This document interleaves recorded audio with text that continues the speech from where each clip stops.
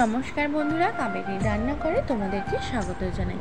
আমি পোস্ট করেছিলাম যে পুজোর স্পেশাল আমি চিকেন তন্দুরি রেসিপি শেয়ার করব, সেটাই আজকে রেসিপি নিয়ে এলাম। বোনলেস চিকেন নিয়েছি, এখানে প্রায় 750 গ্রাম চিকেন আছে।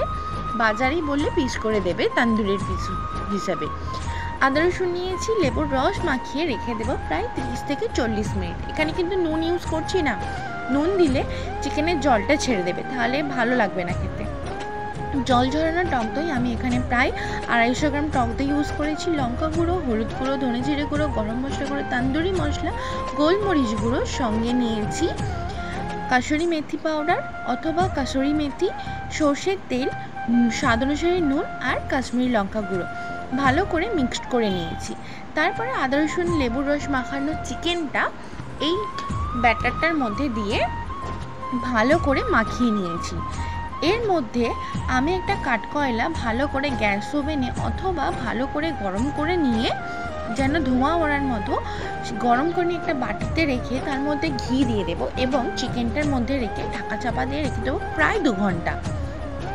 2 ঘন্টা পরে আমরা একটা ননস্টিক তাওয়া গরম করে নিয়ে তার মধ্যে ঘি বা বাটার দিয়ে অথবা সাদা তেল দিয়ে চিকেনটা একটা একটা করে একটু গ্যাপ রেখে দিয়ে দেবো।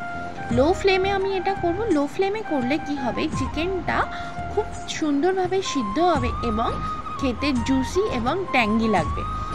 তো তাই জন্য লো ফ্লেমে করাটাই ভালো। চাইলে হাই ফ্লেমে করলে খুব তাড়াতাড়ি পুড়ে যাবে, স্মোকি ব্যাপারটা আসবে কিন্তু জুসি ব্যাপারটা থাকবে না, তো রেস্টুরেন্টের মতো খেতে লাগবে না। তো লো ফ্লেমে করাটাই ভালো। এভাবে লো ফ্লেমে করে নিয়ে চিকেনটা দেখো 2 সাইড থেকে কি সুন্দরভাবে হয়ে গেছে। এইভাবে আমরা তুলে নেব, এবার প্লেটে সার্ভ করব। প্লেটের মধ্যে তন্দুরি চিকেনটা দিয়ে উপর থেকে লেবুর রস আর গোলমরিচের গুঁড়ো, বিট নুন দেব, পেঁয়াজ, টমেটো সস আর গ্রিন চাটনি অথবা ধনেপাতার চাটনি দিয়ে সার্ভ করব। চাইলে তন্দুরি রুটি অথবা রুমালি রুটির সাথেও খেতে কিন্তু ভালো লাগে এই চিকেন তন্দুরিটা। আমি একদম ঘরোয়াভাবে করেছি, চাইলে তোমরা কমেন্ট করো। আর আমার চ্যানেল নতুন হয়ে থাকলে প্লিজ সাবস্ক্রাইব করো।